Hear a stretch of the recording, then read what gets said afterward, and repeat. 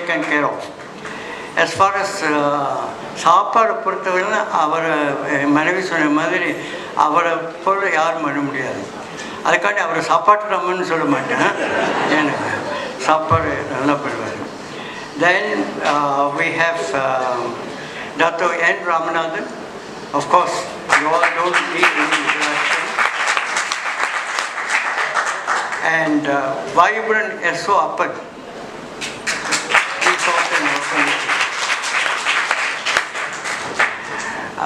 Thank you, Mr. S.O. Appan, for bringing your son as well. Okay. I think the primary aim of today's event is a prelude, just like the elections in Malacca is a prelude to AGM.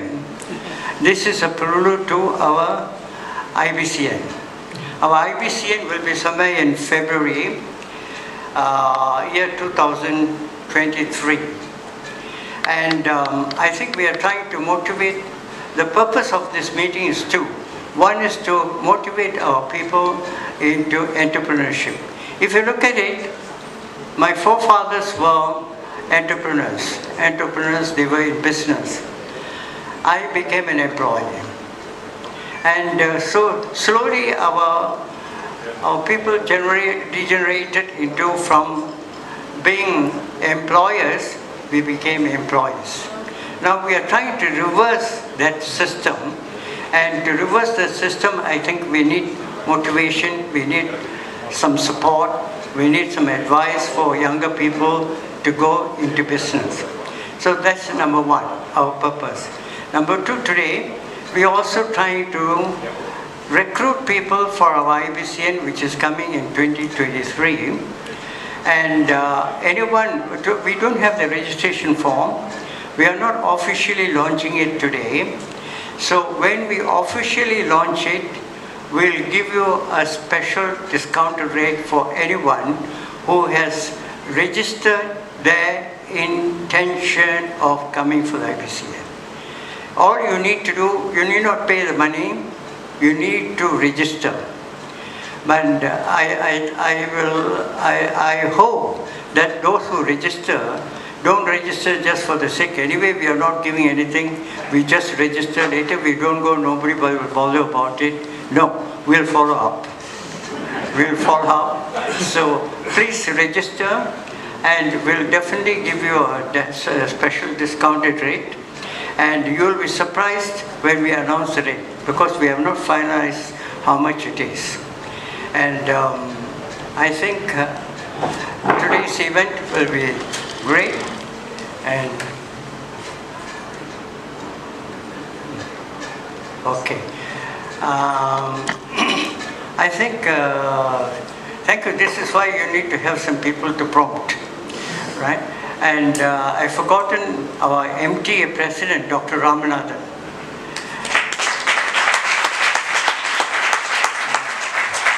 I think recently he has become very, very popular because of Penang. Okay, and Dr. Narayanan. He's the secretary, and these are two important people. I don't know how I left out in the list, and despite of having a paper in my hand, I left out in the list. So with that, I remember those days when I was traveling from KL to Ipoh. Those days there was no handphone, no pager. So suddenly on the way, I thought I wanted to call somebody in KL and talk to the person. So I don't have the phone number, so I went and looked at the telephone directory. Those who of my age will remember there used to be thick yellow telephone directories with very small print. And I didn't take my glasses, so I was just trying to read that number. I couldn't read the number because I didn't have the glasses, I didn't have the phone. So there was one estate boy walking across. I called him and said, "Thambi, one in the number padira." அவன் சொன்னான், "sir உங்களை போல எனக்கும் எழுத படிக்க தெரியாது."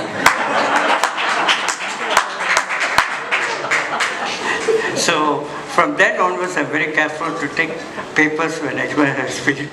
Right. Thank you all very much, and I hope you enjoy the event today. Thank you.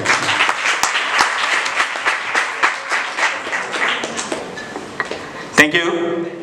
Thank you, Dr. Subra. I think that was a fantastic prelude for today's session. He mentioned about today's event as a prelude to IBCN, and he has given an inspiring speech as a prelude for today's speeches that are to come after this.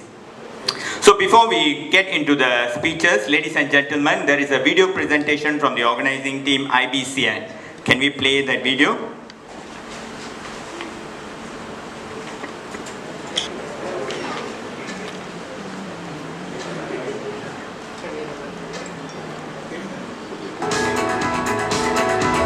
IBCN.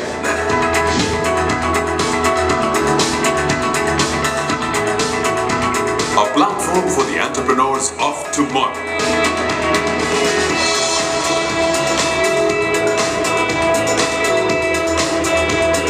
A journey from dreams to reality.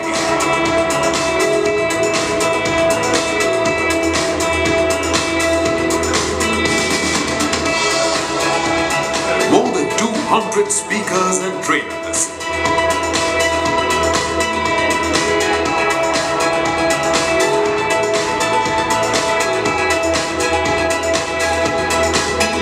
Organized 100 plus programs.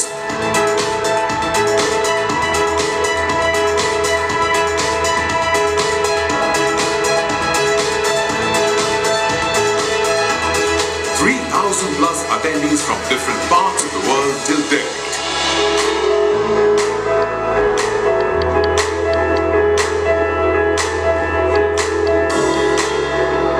Book your success on 10th, 11th and 12th Feb 2023. Venue, KLCC Convention Center and Grand Hyatt Kuala Lumpur, Malaysia. IBCN, meeting aspirations of emerging business leaders since last 15 years.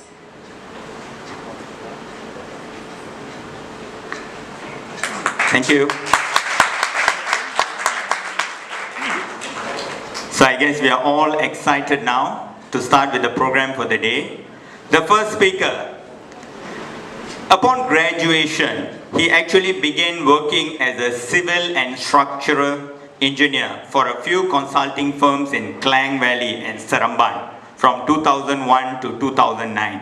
Typically, just as how many of us get employed by a company, he has worked with a company. Then later on, his family called him back to stay somewhere closer to Alostar, and Penang they didn't mind to get involved in the business. And that is how he moved to Penang in 2009, and he embarked on property development projects with the support of the family. He has completed a few property development projects, and he possessed a Bachelor of Civil Engineering and Masters in Construction Management at UTM Skudai, qualified as a professional engineer with Board of Engineers Malaysia in 2008. With 12 years as Managing Director of a property development company, ABSM, Land Sendirian Berhad and Binasco Development Sendirian Berhad. Please put our hands together to welcome Balasubramaniam Alagasundram.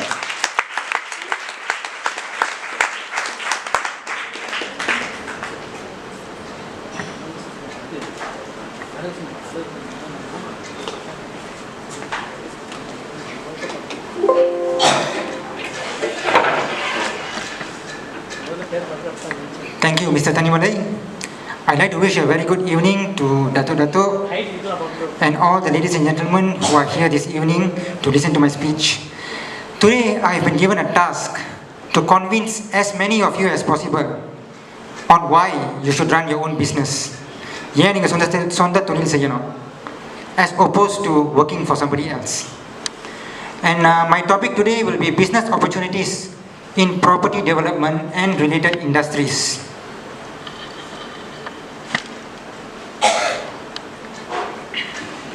Okay, before I go to the topic of the day, I would like to have a small warming up session.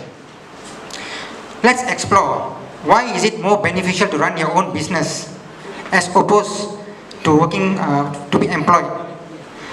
So there comes my next slide. Okay, if you look at the table that I've just prepared here, potential income when you run your own business is of course very high, and when you're employed, it's moderate. Benefits of hard work. When I say benefits of hard work, it means that you work long hours, you put in a lot of effort, and of course you make smart decisions in your office. When you're employed, most of the reward goes to your company, not you. You get something marginally high, probably a small increment at the end of the year in the range of 5 to 10%, and probably a small bonus. But when you put the same effort in your own business, the benefits are exponentially high. You can make double, triple of the income that you are making. And of course, when you run your own business, you report to your own self.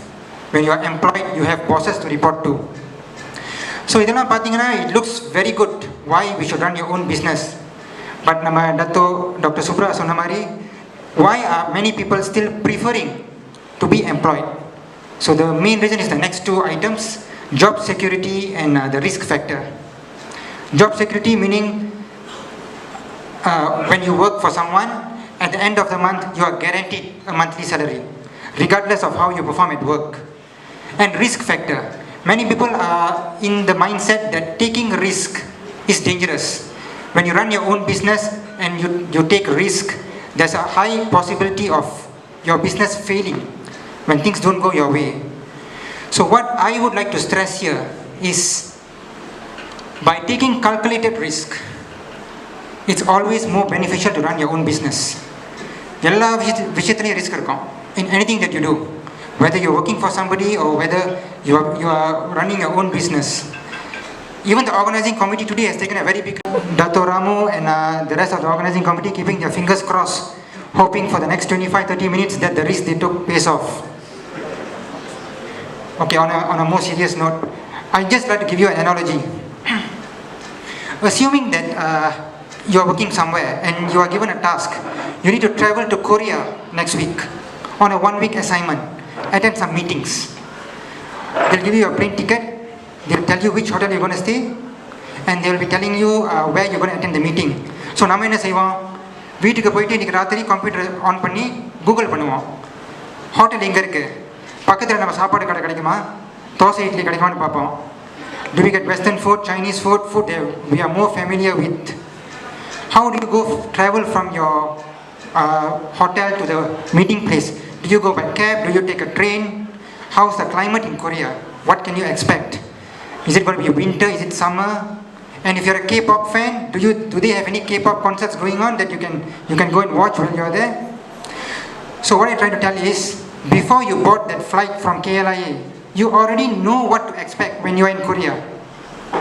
ஒரு 70% தெரிஞ்சிடும், there won't be many surprises. But let's go back 100-120 years ago, when our ancestors left their villages in India and came to countries like Malaysia and Singapore. அப்போ இந்த வசதியெல்லாம் இல்லை. They didn't know the local language, they didn't know the local culture, they didn't know what to expect here. எங்கே தங்குறது, எப்படி சாப்பாடு கிடைக்கும், எப்படி வசதி, எதுவுமே தெரியாது. Most of them couldn't have spoken English like how we speak today. தமிழ்லேயே பேசி வளர்ந்துருப்பாங்க. They didn't have the international exposure, overseas exposure that we have today. Yet they were brave enough to board that ship, to travel by ship for 3 weeks, 4 weeks, more than a month, reach this country. Obviously they'll expect to face challenges. பிரச்சனைகள் வரும், எதிர்நோக்கணும். We will face it and we'll overcome it. So most of them came here, took that risk and came here and built successful businesses which last until today. So அவங்கெல்லாம் எடுத்த ரிஸ்கை விட நம்ம ஒரு பெரிய risk எடுக்க போகிறதில்ல இந்த காலகட்டத்தில். Even most of us today are benefiting from the risk they took 100 over years ago. So it's something for everyone here, especially the younger ones, to ponder. Okay, now the warming up is over. I'll come to the topic of the day. Key players in the property development sector. Okay, I'm going to talk about these three sectors, how you can start your own business in these three sectors, either as a property developer, as a contractor, or a consultant. Actually, there are more people involved in property development. For example, there are suppliers, people who supply materials for the construction work. There are property agents, those who help to sell the property. But due to time constraint, I'll just stick to these three group of people.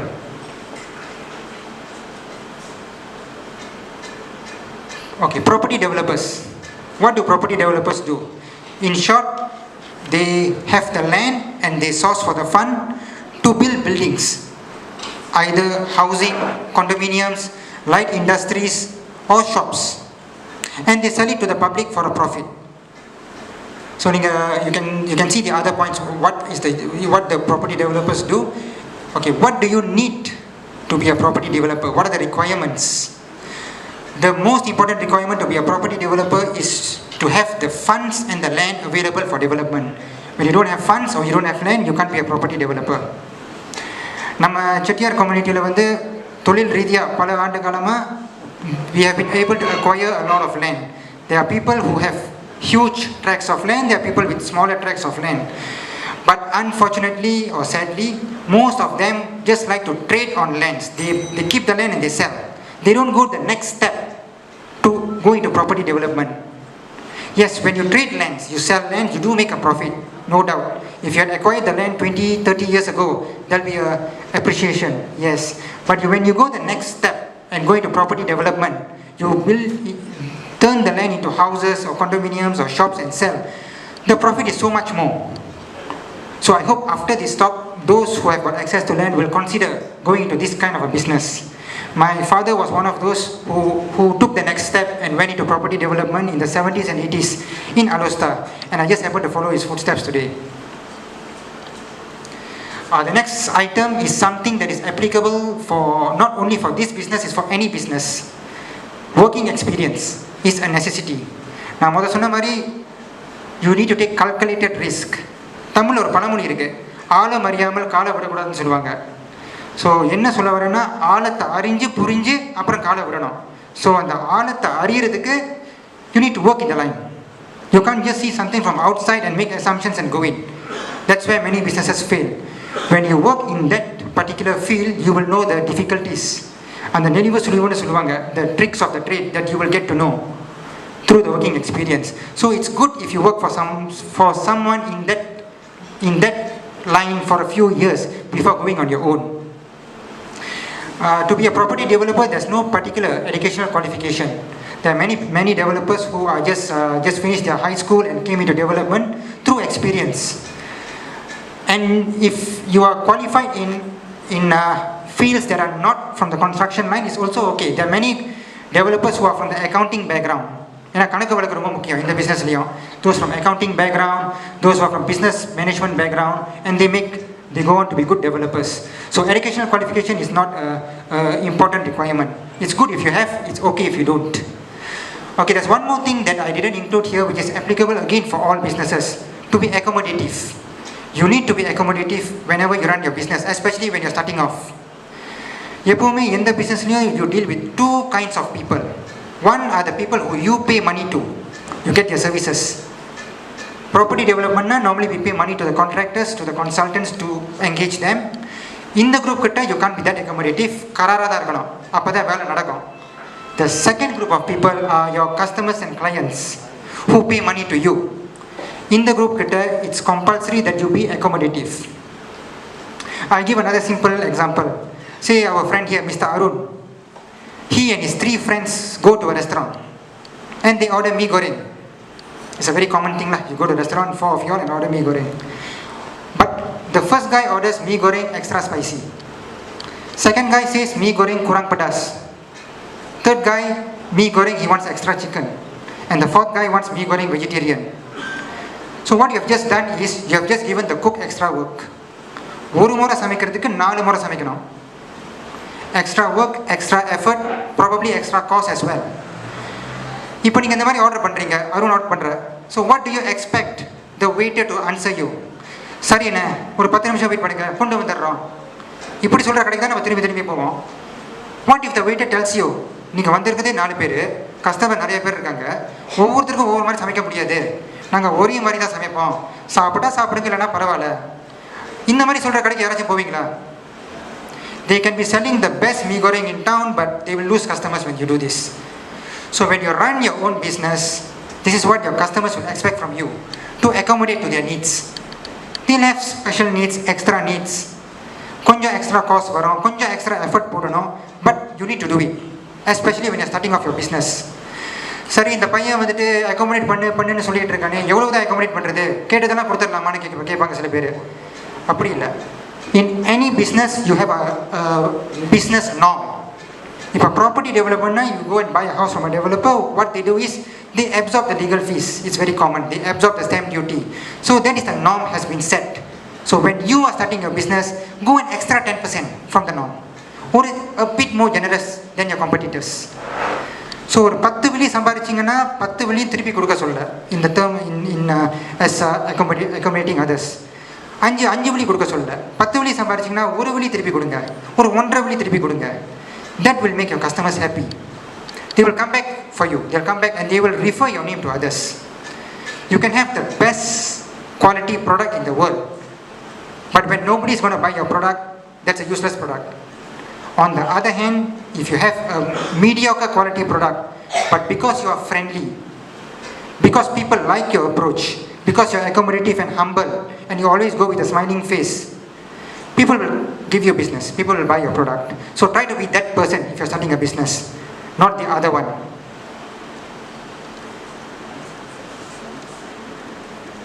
So that is on the property development side, but on the accommodating others part, that's applicable for all lines of business, in anything that you do. Next, I'll go to the next group of people who are involved in property development, they're the consultants. So you can about 10 or 12 type of consultants involved, from architect to CNS engineers, M&E engineers, surveyors, and so forth.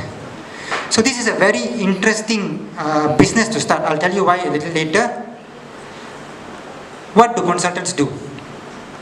Consultants basically, they come up with a design for the project and they help the developer to supervise the project and make sure the project is completed properly according to requirements. What are the requirements to be a consultant?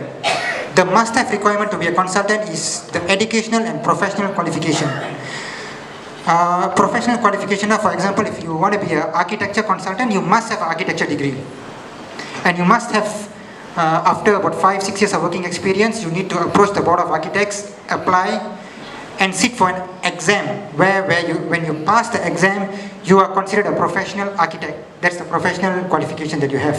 So on the prefix AR for architects. Similarly for engineers, you have the prefix IR, and for surveyors, they have the prefix SR. So that is a must-have qualification if you want to start your own consultancy firm. And the professional qualification, if you're an engineer, you can still work for another company, but you can't start your own consultancy company. The next item is working experience. Working experience is very important. After you will get to know what the business is all about, the difficulties in the business, and so forth.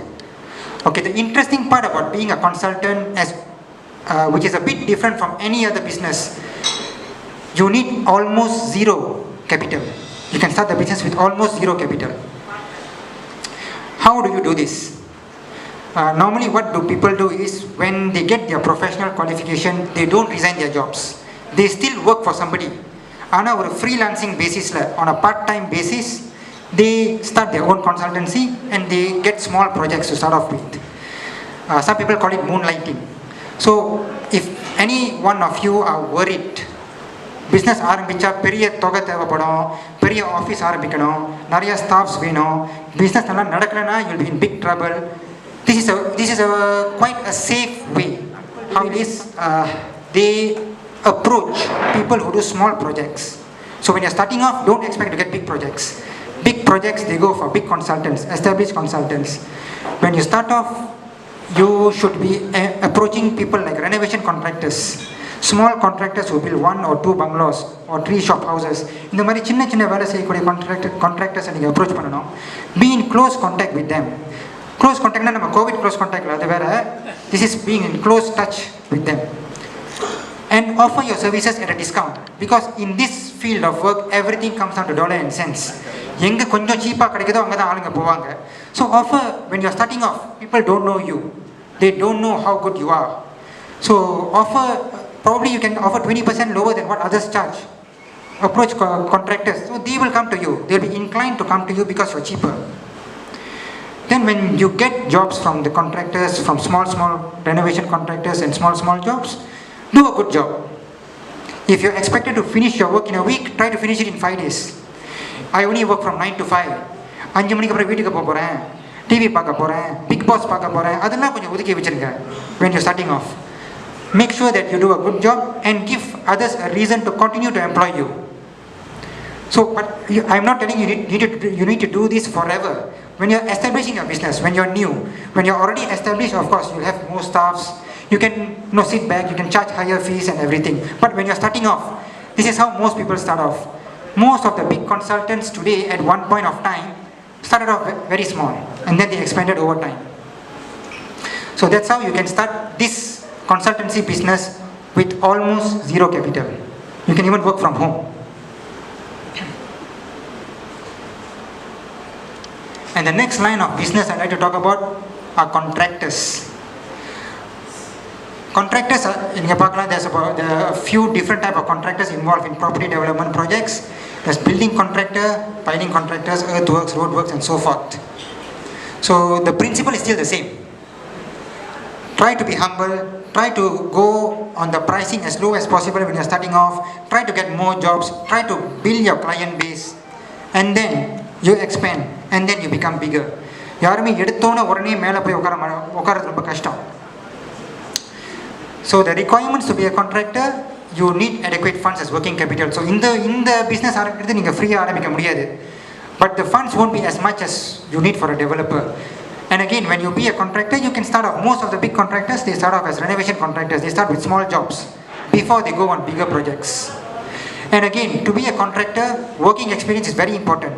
மற்ற சொன்ன ரெண்டு the consultancy and development விட, to be a contractor you need to have working experience, because number one, you need to manage foreign workers, which is a very big challenge by itself. யாருக்கு வீட்டில் mat இருந்துச்சோ தெரியும்னு நினைக்கிறேன். ஒரு ஆளை வச்சு மேய்க்கிறதே கஷ்டம். ஸோ இங்கே வந்து நீங்கள் நூற்றுக்கணக்கான ஆளை வச்சு மேய்க்கணும்.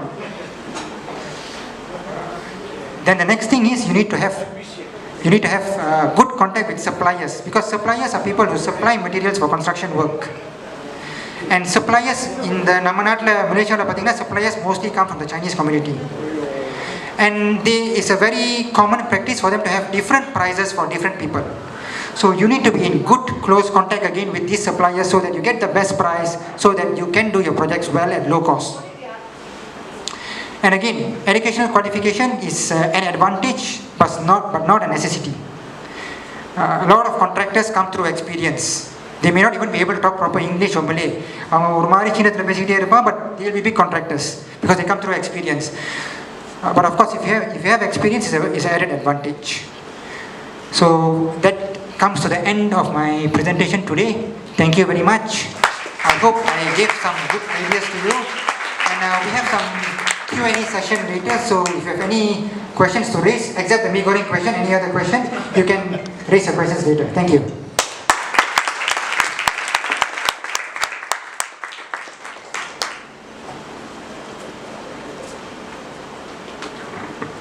Thank you, Balu. We believe you have really excited many of us for regretting working so many years for a company. We should have taken that calculated risk many years ago. But anyway, it's never too late. Save your questions. உங்களின் கேள்விகள் எதுவும் இருந்தால் நீங்கள் எழுதி வைங்க. கடைசியாக question and answer sessionsல நீங்கள் கேள்வி கேட்கலாம். அடுத்ததாக ஓப்பன் பண்ணிக்கிறேன். அடுத்த ஸ்பீக்கர், first speaker நம்ம என்ன பார்த்தோம்னாக்க, he was an employee who became an employer on his own. இப்போ அடுத்த ஸ்பீக்கர் வந்து he is an employee, still an employee and doing business part time. So that interests a lot of us. Okay. அவர் வந்து he has been working for 19 years in various technical management exposure and opportunities in semiconductor and lifestyle industry. Worked up the ladder as an engineer to a world-class management position in various MNCs and local Malaysian startup. vast experience in manufacturing, engineering, R&D, etc., etc., etc. And then he is also a principal of Seed Consultancy, which was something which was established 5 years ago in specialization in problem-solving methods. So he's a principal there. And he's also a business development lead of Havana Mart, just like a 7-Eleven. I believe we will be sharing that in a short while. And he's also a co-partner of another business, Spice Sports Cafe. You don't know how he can do all this working for a company. Well, that's the excitement that he brings to share with us. Please join me in welcoming T.S., not Tan Sri, he said not Tan Sri, it's actually you just have to call T.S., Dr. Nagapan Annamalai.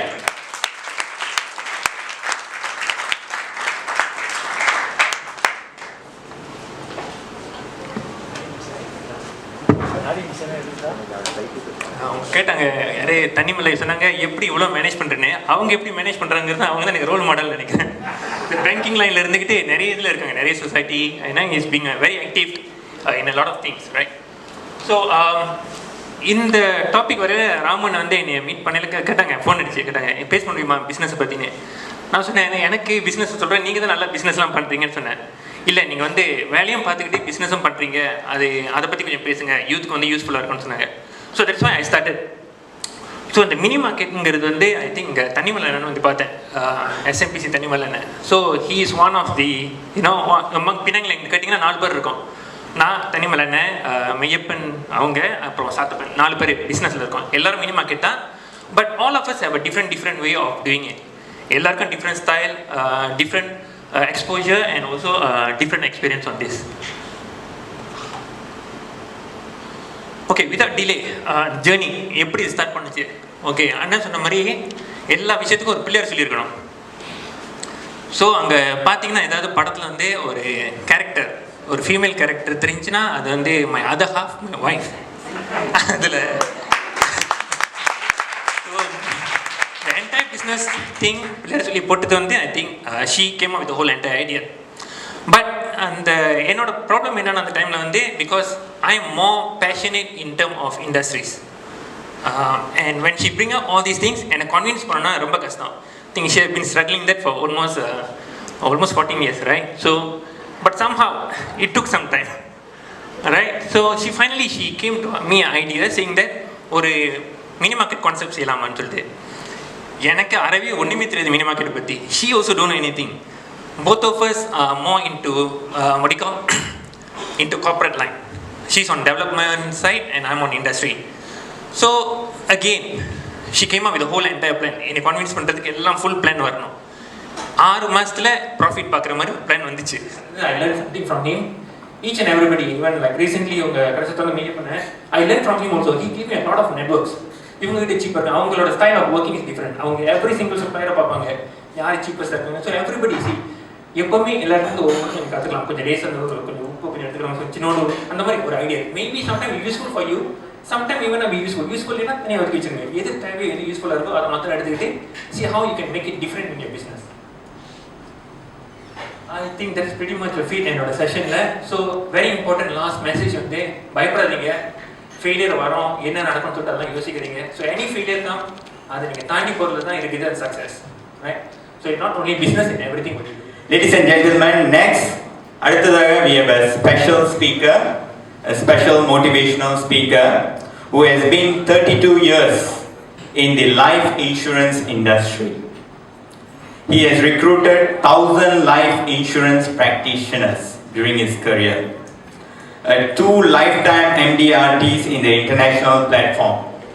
He has been a top agency manager in Indian life insurance agencies in Malaysia. He has been the top agency manager in Tokyo Marine Life Insurance Malaysia Berhad for the past 8 consecutive years. 11 Asia Ace branches, and he has also been the international regional champion in 2017 and 18 in Tokyo Marine Life Southeast Asia, the top agency in the industry during COVID-19 pandemic. So please join me in welcoming Mr. S. Malayarasan, CEO of Asia Ace Agency Sendirian Berhad. எல்லோருக்கும் வணக்கம். அதாவது பொதுவாகவே நான் நல்ல தூய தமிழில் பேசுவேன். அதாவது முயற்சி செஞ்சு தமிழில் வந்து ரொம்ப தூய தமிழில் பேசுகிறாரோ அப்படின்னு நினைக்கிறாதீங்க. இயல்பாகவே என்னால் இப்படி தான் பேச முடியும். ஆங்கிலத்தில் என்னால் பேச முடியும்.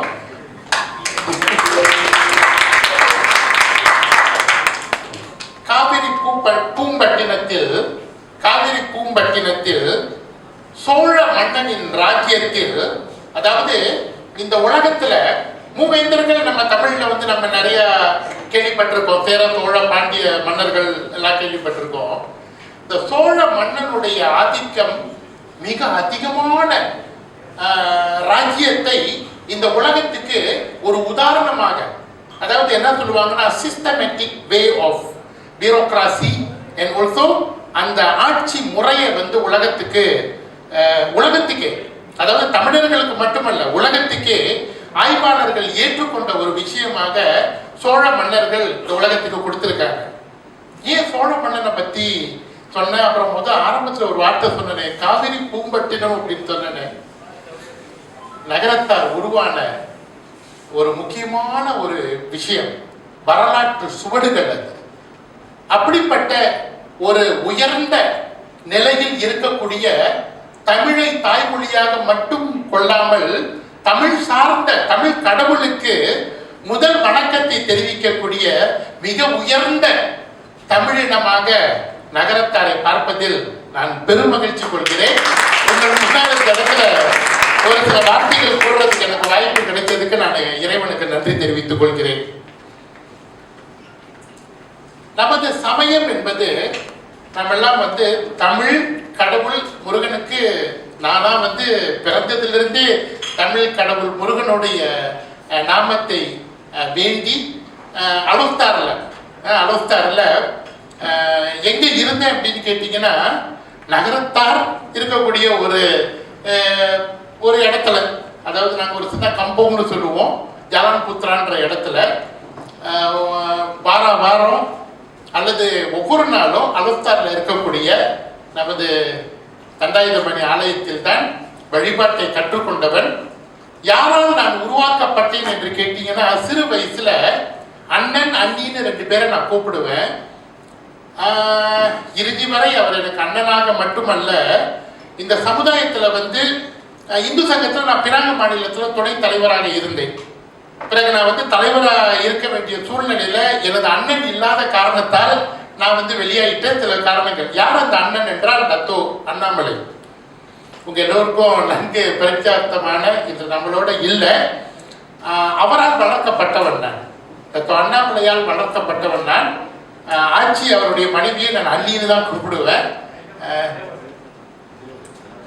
ஆமா, அவங்களால் உருவாக்கப்பட்டவன். பொது வாழ்க்கையிலையும் வந்து எனக்கு நிறைய வாய்ப்புகளை ஏற்படுத்தி உன்னால் முடியும்னு சொல்லி எனக்கு தன்னம்பிக்கை கொடுத்தவரும் என்னுடைய அண்ணன். அவருக்கு இந்த நேரத்தில் அவரை நினைவு கூறுகிறேன் நான். சரி, என்னுடைய தலைப்புக்கு வர்றதுக்கு முன்னுக்கு நிறைய விஷயம் பேசணும்ன்றது. அது எனக்கெல்லாம் வந்துங்க 20 நிமிஷம்லாம் கொடுத்தீங்கன்னா அது கொடுமை. ஆனால் 3வது ஸ்பீக்கர் ஒரு ரெஸ்டாரண்ட்ல அடுத்து வந்து உணவு, நான் நினைக்கிறேன் அடுத்து உணவு. இந்த நேரத்துல வந்து என்னெல்லாம் பேச வைக்கிறது சரியில்லை. இருந்தாலும் பரவாயில்ல, எவ்வளவு முடியுமோ. தலைப்பு கூட எனக்கு முக்கியமா தெரியல. மலேசியாவில் 15 ஆலயங்கள், சிங்கப்பூரில் 2 ஆலயங்கள். நம்ம நகரத்தாருடைய ஆலயங்களை பத்தி சொல்லிக்கிட்டு இருக்கிறேன். அந்த ஏன் வந்து என்ன நிறைய தான் ஆலயங்கள் இருக்குது, இவர் என்ன குறிப்பிட்டு எதுக்கு சொல்லணும்? இந்த 15 ஆலயங்களுமே ஒரு ஆலயம் எப்படி இருக்க வேண்டும் என்று இருக்கக்கூடிய மற்ற ஆலயங்களுக்கு சொல்லிக் கொடுக்கக்கூடிய ஆலயங்கள் நகரத்தாரின் ஆலயங்கள். அப்படிப்பட்ட ஆலயத்தை வந்து 15 ஆலயங்கள் வரும் பொழுது வியாபார நோக்கத்திற்காக தான் இங்கு வந்தோம். 13ஆம் நூற்றாண்டில் தொடங்கியது. 9லிருந்து 13ஆம் நூற்றாண்டில் நகரத்தார் சவுத் ஏசியன் கண்ட்ரிஸ் பூரா போனாங்க. கேட்டால் சோழ மன்னனின் ஆதிக்கல ராஜேந்திர சோழன் இன்னைக்கு மலாயாவில் கடாரம் என்ற ஒன்றை உருவாக்கி ஒரு கலாச்சாரத்தை இந்த மலேசியாவில் இருக்கக்கூடிய மலாயாவில் இருக்கக்கூடியவர்கள் கொடுத்தது நமது ராஜேந்திர சோழன், நமது பூர்வீகத்தை சேர்ந்தவர்கள். அப்படி வரும்பொழுது மலேசியாவில், இந்த மலேசியானே சொல்லுவோமே ஆரம்பத்தில் மலாயா, 15 ஆலயங்கள் இன்று வரை ரொம்ப சிறப்பாக செயல்பட்டு கொண்டு வருகிறது. சிங்கப்பூர்ல 2 ஆலயம், மியான்மர், பர்மா, எத்தனை ஆலயங்கள் நம்ம கட்டி இன்னைக்கு வரைக்கும் இருக்குன்னு நினைக்கிறீங்க? யாராவது சொல்ல முடியுமா? நான் நிறைய வரலாற்றை படிக்கக்கூடியவன், தமிழ் சார்ந்த வரலாற்றில் நிறைய நான் இன்ன வரைக்கும் ஆய்வு செய்து கொண்டிருக்கிறேன். சொல்ல முடியுமா எத்தனை ஆலயங்கள் இருக்கும்னு நினைக்கிறீங்க மியான்மர்ல? நம்மளுடைய நகரத்தார் ஆலயங்கள் ஐயா சொல்லுங்கம்மா. 37, இன்னும் ஒரு 13 சேர்த்துக்கீங்க, 50 ஆலயங்கள் இருக்கு. 57 கடந்த வருடம் வரைக்கும் உள்ள கொடுக்கப்பட்ட கணக்குல 50 இருக்கு. ஹோச்சிமின் சிட்டி இருக்குல்ல, வியட்நாம், அங்க கூட 2 இருக்கு.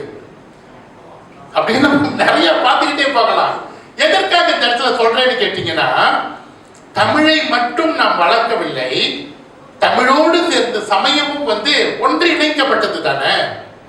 நமது இலக்கியங்கள், இலக்கணத்திலிருந்து எல்லாமே சமயம் வருது. இன்னைக்கு நம்ம மார்கழி வருது, இன்னும் ஒரு 3 நாள்ல நம்ம 4 நாட்கள்ல மார்கழி ஒரு மாதத்தை நம்ம எப்படிலாம், நான்லாம் அந்த திருப்பாவை, திருவெண்பாவை எல்லாம் கற்றுக்கொண்டதே நம்ம நகரத்தார் கோயில்ல தான்.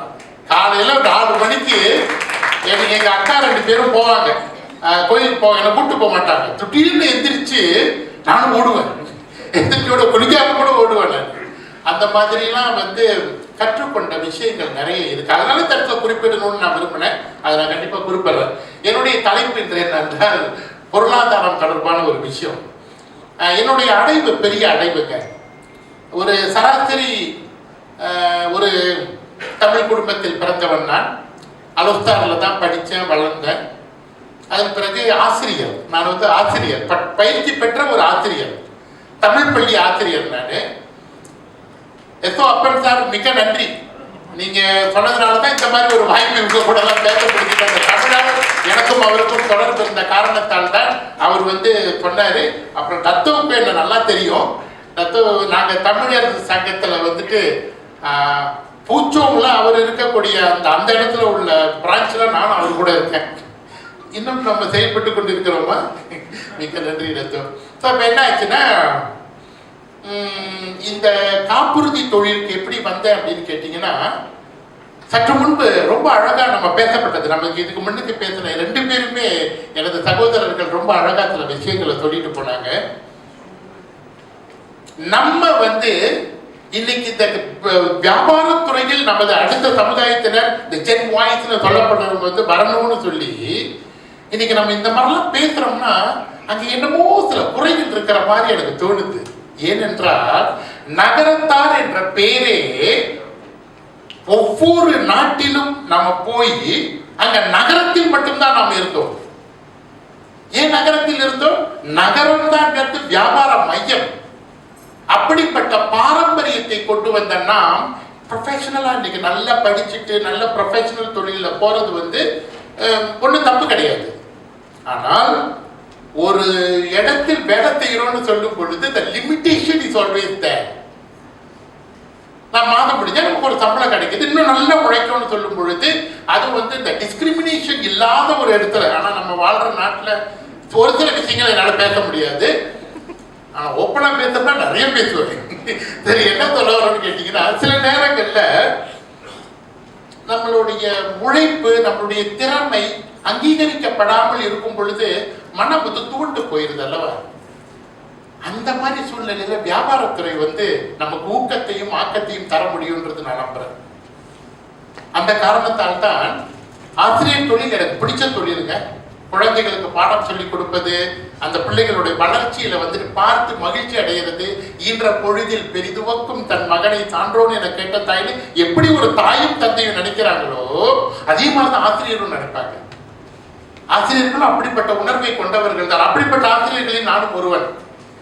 அப்படி இருந்த காரணத்தினால நல்லாவே சொல்லிக் கொடுத்துக்கிட்டு இருந்தேன். ஆனால் இருந்தாலும் கூட தொழில்துறை என்பது நமது பொருளாதாரத்தின் தான் நல்லா. ஏன்னா எனக்கு ஆசை ரொம்ப. I think big. எப்போதுமே ஒரு வார்த்தை நான் சொல்லுவேன், என்கிட்ட வர்ற இளைஞர்கிட்ட சொல்லுவேன், think big, talk big, show big, you will get big. நம்ம பெருசா யோசிக்கணும். முதல்ல தைரியம் வேணும் பெருசா யோசிக்கிறதுக்கு. சும்மா ஒரு கண்ட்ரி ஷாப் வச்சுட்டு போகலான்னு இல்லாம மினி மார்க்கெட், அந்த மினி மார்க்கெட்டை எப்படி பெருசாக்கணும்னு சொல்லி நம்ம சகோதரர் சொல்லும் பொழுது அந்த மாதிரி உயர்வான எண்ணங்கள்ல நம்ம இருக்கணும்னு சொல்லும் போது யோசிச்சு பார்த்தேன். இந்த நாட்டில் என்னை சேர்ந்த எனது சமுதாயத்தை சேர்ந்த நமது இந்திய இளைஞர்கள் யுவதிகள் அவங்க வாழ்க்கையில நல்லா வரணும்னா கேபிட்டலும் ரொம்ப இருக்கக்கூடாது. ஒரு வியாபாரத்தை தொடங்குறதுன்னா 50,000 வெள்ளி வேணும், 1 லட்சம் வெள்ளி வேணும், 2 லட்சம் வெள்ளி வேணும்ன்றப்ப அது இல்லாம ஏதாச்சும் ஒரு வாய்ப்பு இருக்கா, இவங்களை நம்ம உருவாக்க முடியுமான்னு பார்க்கும் பொழுது காப்புறுதித்துறை எனக்கு வந்தது. காப்புறுதித்துறையை நான் ஆய்வு பண்ணேன். ஆய்வு பண்ணும் பொழுது 5 அடிப்படை விஷயங்கள் ஒரு மனிதனுடைய பொருளாதார தேவைகளுக்கு சம்பந்தப்பட்டிருக்கு. ஒன்றாவது ஆங்கிலத்தில் சொல்லுவாங்க ரிப்ளேஸ்மெண்ட் ஆஃப் இன்கம் அப்படின்னு சொல்லுவாங்க. இன்னைக்கு ஒரு குடும்ப தலைவராக இருக்கிறார், என்ன மாதிரி நிறைய பேர் குடும்ப தலைவர்களுக்கு இருக்கிறோம். வேலைக்கு போறோம், வாழ்க்கை என்பது ஒரு சுழற்சி தான். வேலைக்கு போறோம், முடிச்சுட்டு திருப்பி வீட்டுக்கு வரோம், திருப்பி வேலைக்கு போறோம், திருப்பி விடும். மாதம் முடிஞ்ச பிறகு ஒரு சம்பளம் கிடைக்குது. அந்த சம்பளத்தை எடுத்து வீட்டுல வீட்டு செலவுகளை கவனிக்கிறோம். எல்லாம் நிறைய செலவுகள் இருக்கு, அதெல்லாம் பேசணும்னா 2 மணி நேரம் பேசுவேன். இப்ப இந்த வேலைக்கு போறோம் திருப்பி வரோன்றது 1 வருடம் 2 வருட விஷயம் இல்லைங்க. ஒரு 30, 40, 50 வருட காலகட்டத்தில் இருக்கக்கூடிய ஒரு விஷயம். ஒரு நாள் அந்த வேலைக்கு போற அப்பாவாகப்பட்டவர், கணவராகப்பட்டவர், ஒரு தாய் தந்தைக்கு மகனாகப்பட்டவர் வீட்டுக்கு வரலன்னா, அல்லது வீட்டுக்கு வராரு ஒரு விபத்தால் பாதிக்கப்பட்டு உடல் செயலிழப்போட சேர்றாருன்னா, இல்ல மூன்றாவது அவருக்கு நோய், அதாவது உடல் செயலிழப்பு ஏற்படல, விபத்தும் ஏற்படல, ஆனா நோய்வாய்ப்பட்டு வராரு. திடீரென ஒரு அட்டாக் வந்துருச்சு. அவரு ஒரு கம்பெனியில ஒரு டெக்னீஷியனா வேலை செஞ்சுக்கிட்டு இருக்காரு, மேனுவல் ஒர்க்லாம் இருக்குது.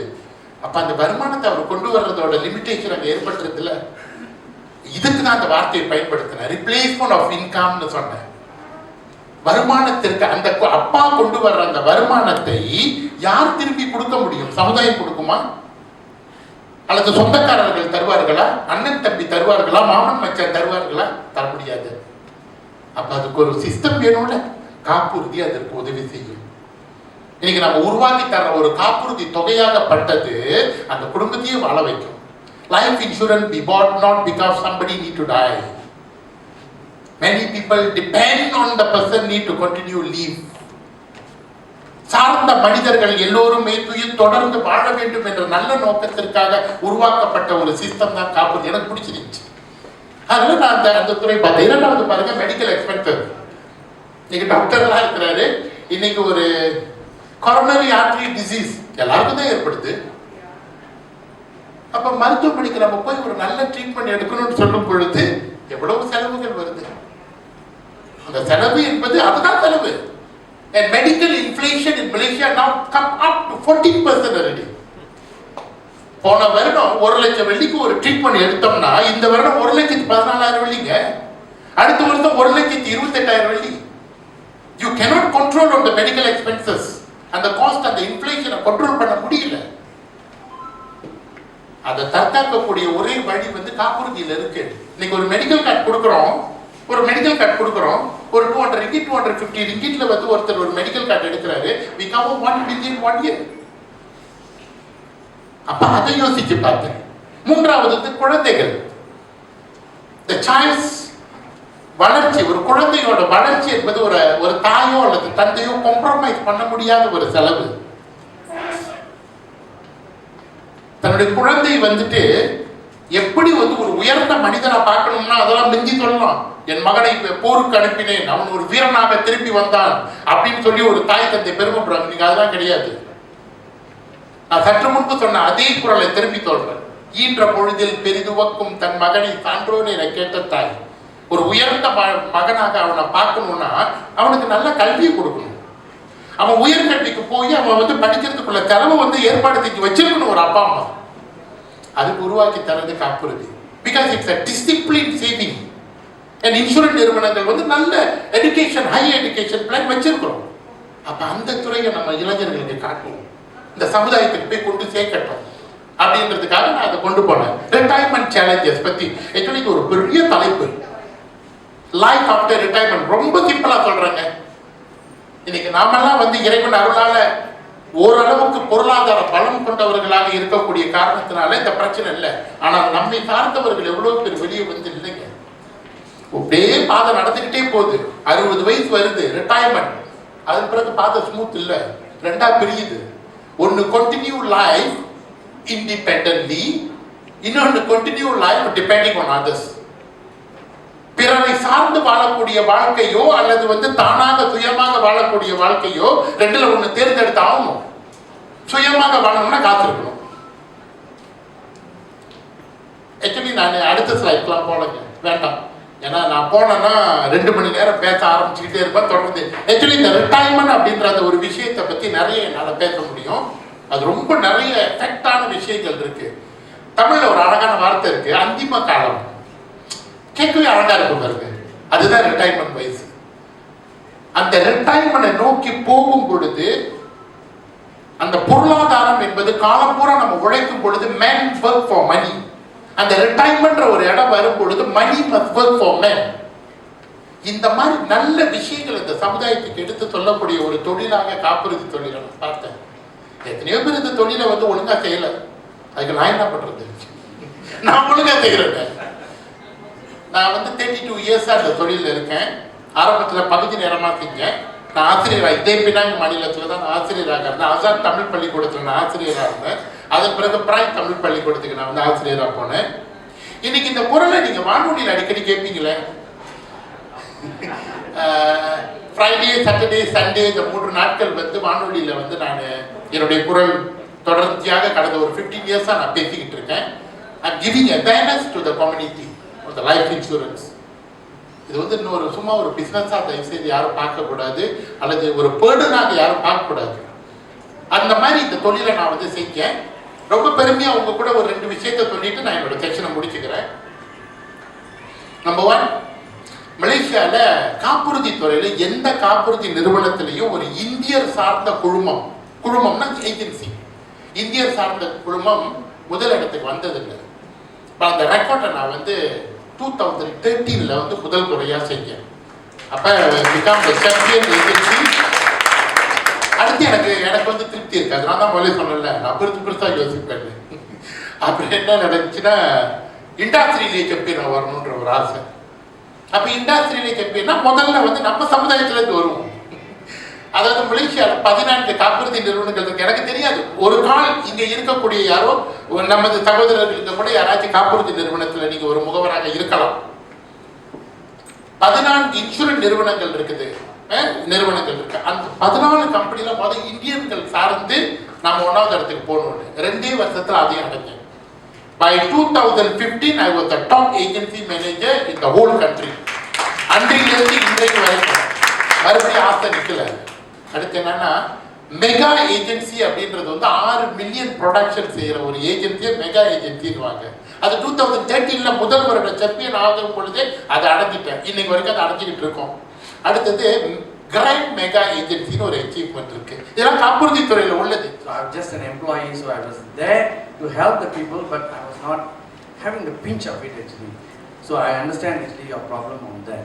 However, on the Minimart is actually, in my opinion, is a business actually which is beyond all the COVID situation or anything. It is considered as an essential services.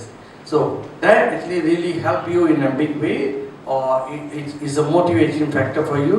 Okay, pandemic time it helped, right? But then adile or difficulties irundhu.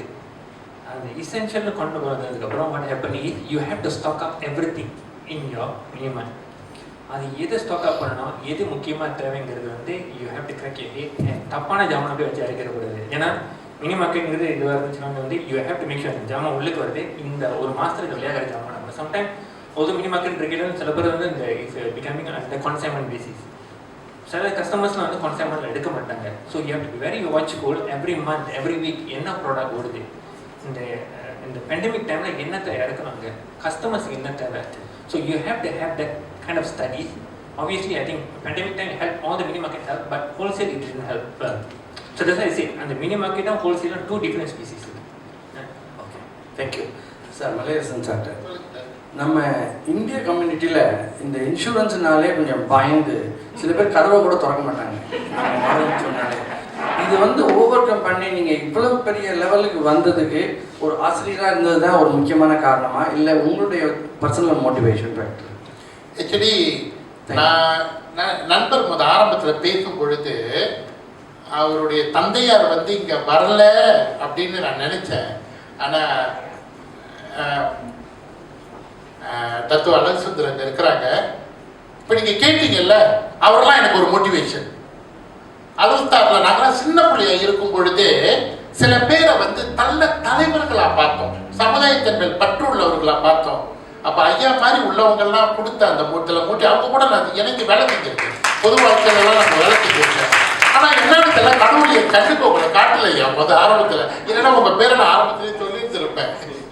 அது ஒரு காரணம். Actually இந்த motivation அப்படின்றது வந்து நம்மளுடைய சுற்றி இருக்கக்கூடிய சமுதாயத்தை கண்ணை திறந்து பார்க்கும் பொழுது அந்த மோட்டிவேஷன் வந்துருங்க. இன்னைக்கு வந்து நம்மளோட கம்யூனிட்டி ஒன்றும் ஃபைனான்ஷியலி ரொம்ப ஸ்ட்ராங்காக இல்லைங்கள. அப்போ இப்படியே தான் வாழ போகிறோமா? அந்த எண்ணம் எனக்குள்ளே இருக்கக்கூடிய அந்த எண்ணம் வந்து உதவிடுச்சு. ரெண்டாவது டீச்சிங்கில் இருக்கிற போது சைக்காலஜி நம்ம படிப்போம், சைல்ட் சைக்காலஜி நம்ம படிப்போம். அந்த சைக்காலஜி நான் படிக்கும் பொழுது அது ஒரு பாடமாக மட்டும் நான் பார்க்கல, அது எப்படி வந்து நம்மளை ஒரு மோட்டிவேட் பண்ண முடியும், அதே நேரத்தில் மற்றவர்களை எப்படி மோட்டிவேட் பண்ண முடியும். அப்புறம் டீச்சிங்க்கு போனேன். டீச்சிங் போகும்போது குழந்தைகளை பார்க்குறேன். அந்த சைல்டு வந்து நான் இன்னைக்கு ரொம்ப கஷ்டப்பட்டு சொல்லிக் கொடுக்குறேன் பாருங்க. ஆனால் நாளைக்கு அவங்க உயர்கல்விக்கு போகிறதுக்கு அவங்க பேரண்ட்ஸ் அந்த ப்ரிப்பரேஷனில் இல்லை. இது என்னுடைய சொந்த ஆய்வுலேயே நான் பார்த்தேன். எனக்கு பெர்சன்டேஜ் எக்ஸாக்ட்லி கொள்ள தரல. 75% ஆஃப் இந்தியன் கம்யூனிட்டி என்ன சொல்லுவோம்னா அந்த இயல்பு வாழ்க்கைக்கும் கீழே தான் கஷ்டப்பட்டு வாழ்ந்துக்கிட்டு இருக்காங்க. இன்னைக்கு வந்து ஒரு அரசாங்கத்தோட ஒரு உதவி கிடைக்கலைன்னா அல்லது ஏதாச்சும் ஒரு என்ஜிஓத்தோட உதவி கிடைக்கல, பிள்ளைங்களை படிக்க அனுப்ப முடியல. அப்போ இந்த மாதிரி இருக்கிற ஒரு சூழ்நிலையில் வந்து சமுதாயத்துக்கு பொருளாதார பலத்தை ஏற்படுத்தி தரணும். I started with child education policy. அங்கிருந்து தான் நான் ஆரம்பித்தேன். பிள்ளைங்கள்ட்ட பெற்றோர்கள்ட்ட போய் பேசுவேன். பள்ளிக்கூடம் முடிஞ்ச பிறகு நான் என்ன சொல்லுவேன்னா, பிள்ளைகளுக்கு வந்து இந்த மாதிரி எஜுகேஷன் பாலிசி எடுத்து வைங்க. அட்லீஸ்ட் ஒரு டிப்ளமா கோர்ஸ், ஒரு சர்டிஃபிகேட் கோர்ஸ் போகிறதுக்காச்சு அந்த பணம் உதவும் ஒரு 20-22 வயசில் அப்படி சொல்லி தான் சார் இந்த தொழிலுக்கு வந்தேன். அதுதான் என்னை வந்து ஃபுல் டைம் அந்த தொழிலுக்கு கொண்டு வந்துச்சு பிறகு. Thank you so much. Thank you so much. நன்றி நன்றி நன்றி. அடுத்தபடியாக கேள்வி அங்கே கேட்குறாங்க. நாகப்பன் சொன்ன மாதிரி work life balance, efficient management, அப்புறம் அவர் சொன்ன மாதிரி ரோல் மாடல். நம்ம லைஃப்ல ரோல் மாடல் இருந்தாக்க we can always keep ourselves motivated through the role model. அடுத்த கேள்வி. என்னோட கேள்வி வந்து திரு நாகப்பன் உங்களுக்கு. நீங்கள் சொன்னீங்க உங்களோட மனைவி வந்து உங்களுக்கு பெரிய உறுதுணையாக இருந்தாங்கன்னு. தயவு செய்து அவங்கள அறிமுகப்படுத்தி வைங்க. நம்ம 2 அவங்கள ஏற்றா ஒரு 2 வார்த்தை நீங்கள் எப்படி மோட்டிவேட் பண்ணீங்க அதை பற்றி சொல்லுங்க.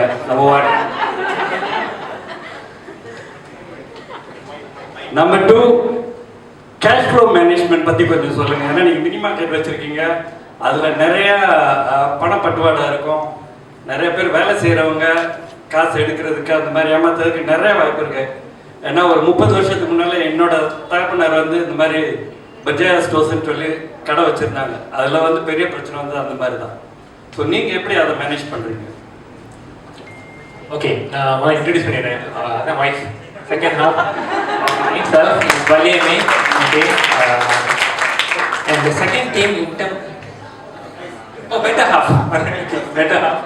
And financially அவங்க தான் பார்த்துக்கிறது. Alright, so that's why it was the toughest thing, and she managed it very well.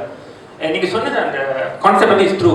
அதான் சொன்னேன். இப்போ இஃப் வி டோன்ட் கடையில் போய் நம்ம உட்காரலன்னு வச்சுங்களேன், ஆல் லாஸஸ் will come. ஆனால் என்னோட ஒரு எக்ஸ்பீரியன்ஸ் நான் சொல்கிறேன். சில பேர் இந்த மாதிரி ஜாமான் ஆளுங்க எடுப்பாங்க, staff they do a lot of things, but me and my wife what we thought is அவங்கள எடிகேட் பண்ணி எப்படி மாற்றலாம். இப்போ வந்து இப்போ அந்த ஸ்டாஃப் வந்து நம்ம விளையாக்கலாம். இப்போ காசு எடுக்கிறாங்க எல்லாம் நார்மல் தான், நம்ம பார்க்கலையே நினச்சி எடுப்பாங்க. ஆனால் இப்போ விளையாக்கணும்னா திரும்பி இன்னொரு ஆள் பண்ணணும், அவங்களும் திரும்பி அதான் பண்ண போகிறாங்க. So both of us we decided இது என்ன செய்யலாம், எப்படி இந்த ஒரு ஸ்டாஃப் நாங்கள் எடுத்து வச்சுருந்தோம், அதை வந்து எப்படி மாற்றலாம், ஆப்பர்ச்சுனிட்டி கொடுத்தோம், ட்ரான்ஸ்ஃபர் பண்ணோம். And he have been with us for a very long time. அவன் சொல்லுவான், பாஸ் நீ ஒரு நாள் தான் கொஞ்சம் மாறி இருக்கேன், அதான் சொன்னேன், உன்னை விட்டுருந்தா வெளியே எவ்வளோ அடிச்சு போட்டு போனுங்க, அதனால இங்கிருந்து நீ மாறி இருக்கீங்கிறது எனக்கு சந்தோஷமா இருக்குது. So he's doing very good. recently I think அவருக்கு நிச்சயதார்த்தம் முடிச்சு நீங்க கல்யாணம் நடக்க போகுது next year. So he's very happy and he's kind of like, you know, financially is doing good. ஆனா நம்ம opportunity கொடுக்கணும். அதாவது வந்து ஒரு ஆள் தப்பு பண்றாங்கன்னா ஒரு தப்பு பண்ணிட்டு வெளியே இருக்க கூடாது. I think we have to give opportunity, trust them, give them this empowerment. அதான் நடந்துச்சு. So the financial side வந்து நான் தொடல. I think she will share on that part. Actually, I'm a professional. So when I marry and came to Penang, என்னோட mother-in-law is a great inspiration for me. அவங்க எப்படி சொல்லுவாங்க, ஆம்பளை சாதத்துக்கு சம்பாரிச்சா பொம்பளை வந்து சாந்துக்காக சம்பாதிக்கணும். Always we must have a passive income in place. My mother-in-law is from India. My father-in-law வந்து he's a teacher by profession. So she built the entire family. So she always come and talk to me. என்னோட fashion நான் வந்திருக்கும்போது எனக்கு அத்தை பேசிக்கிட்டே இருக்கும்போது கேட்டுக்கிட்டே இருப்பேன். So it was in my mind at some point we should be an entrepreneur and we should start something at some point. ங்கிறது என் மனசுல இருந்துகிட்டே இருந்துச்சு. What motivates us to start is he was doing his PhD at the point of time. Our family was actually growing. 2 kids அவங்களால முடிக்க முடியல. Then we took a small space. That point of time அவங்க the convenient அங்க கண்டோல வந்து they were telling it must be useful for the community in the கண்டோல இருக்கணும் அப்படின்னு சொன்னதுனால that's where the mini-mart concept came to my mind. So இது வந்து ஒரு something like the useful supply to the condo அப்படிங்கிறதுனால we started renting the place. My mother-in-law was a backbone. உங்களால செய்ய முடிஞ்ச கட்டாயம் பண்ணுங்க, இதை பண்ணுங்க 2 பேரும் உழைப்ப போடுங்க, நல்லா செய்யலாம் நீங்க அப்படின்னு சொல்லிட்டு because she was living nearby us, பக்கத்து block தான். So every single day she motivates us in a way, one way or the other. So அதை செஞ்சு பார்த்தோம், எங்களுக்கு அது ரொம்ப பிடிச்சிருந்துச்சு.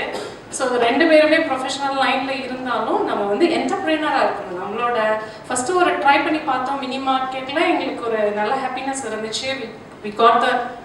we realized the profit and we also realized the happiness in us. Like, you know, we give employment opportunity for the people.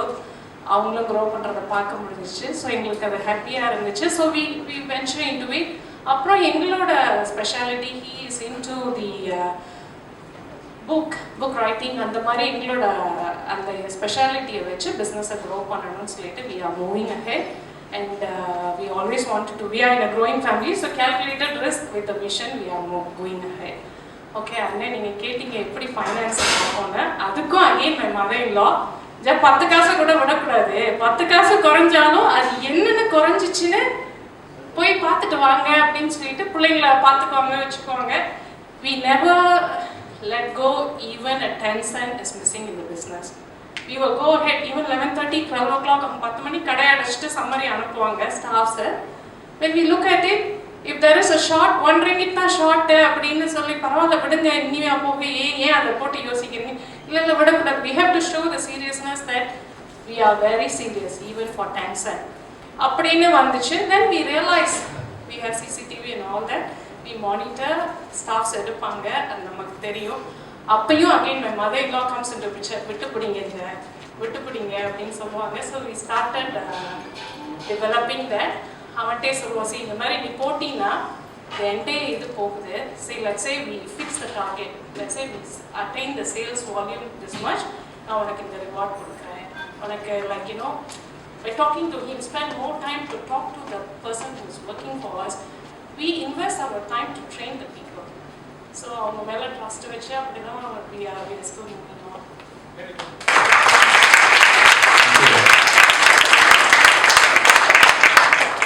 அடுத்த கேள்வி 2 committee மெம்பர்ஸே கேட்டிருக்காங்க. IBCN ஆர்கனைசிங் கமிட்டி, மற்ற ஆடியன்ஸ்ல இருந்து கேள்வி. Any burning questions? Yeah, comments.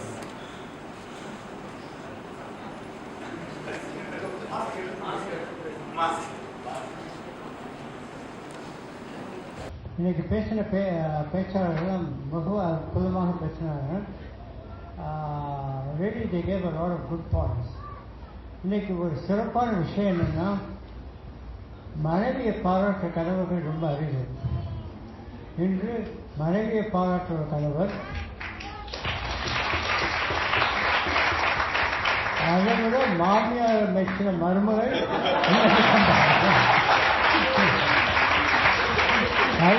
ரொம்ப அரிது. Just Thank you. ஒரு humour session in between injection. Okay, வேற எதுவும் கேள்விகள்? கடைசி கால். கேள்விகள் இல்லைன்னா இன்னைக்கு நடந்த நிகழ்ச்சியை பற்றி என்ன டேக் அவேன்னு நம்ம வந்து ஃபியூ யூத் கிட்ட கேட்க போறோம். அதாவது இளைஞர்கள் இன்னைக்கு உட்கார்ந்து கேட்டவங்க. ஸோ முதலாவதாக எஸ் யோகா உங்களோட இருந்தாங்க.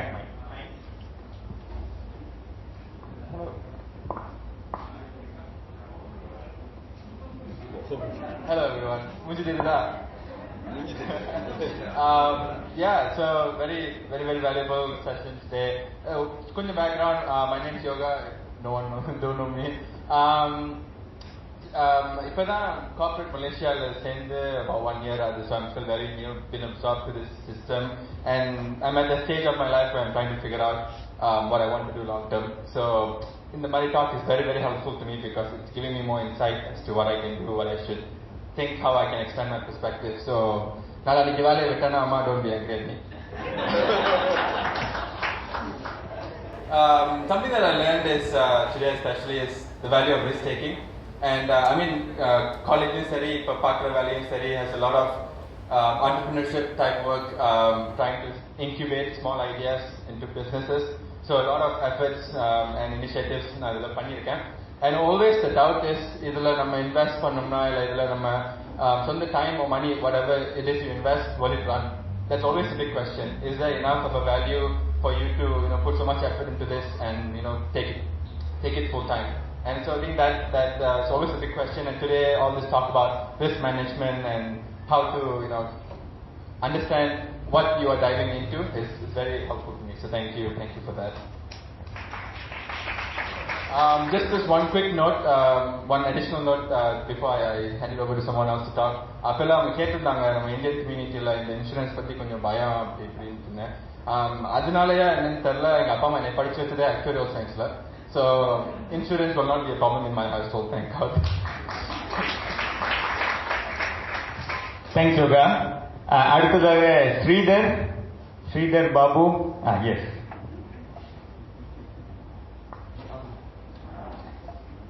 எல்லாருக்கும் வணக்கம். So Sridhar Thanimalai, final year mechanical பண்ணிட்டு இருக்கேன். ஸோ இந்த டாக் வந்துட்டு ஐ மீன் there's a lot of என்ன சொல்றது ideas by I mean ஒரு stereotypical idea that the younger generations are not really into business, not really into risk taking and stuff, but முக்காசி பேர் வந்து படிக்கிறது லாஸ்ட் மினிட்ல தான் பண்றது, அசைன்மெண்ட்ஸ் எல்லாமே last minute. So we are somewhat used to the risk, but then we are just not into the business part of it. So risk taking is not something new, but we are just not open to other stuff that we are because we don't have the அப்படி சொன்னா அந்த ஆழம் தெரிஞ்ச காலம் வேணும். அதெல்லாம் ஆழம் தெரியாது, படிப்புல கொஞ்சம் ஆழம் தெரிஞ்சனால அது ரிஸ்க் நல்லா எடுக்கணும். So but it was very insightful அவங்க சொன்னது எல்லாமே. ஸோ ஃபியூச்சர்ல வந்து maybe who knows, and since இப்போ நாகப்பன் அங்கிள் அவங்க எல்லாமே வந்துட்டு நாகப்பன் அண்ணா எல்லாமே வந்துட்டு so அவங்க எல்லாமே வந்துட்டு they are still part of the என்ன சொல்றது their professional side and also working on the businesses. So அது வந்துட்டு ஒரு நல்ல ஒரு இன்சைட்டா இருந்துச்சு that we can still work on our passion side and also have a passive income ங்கிற மாதிரி. So that's about it. That's what I got from today's session, and it was a very wonderful session.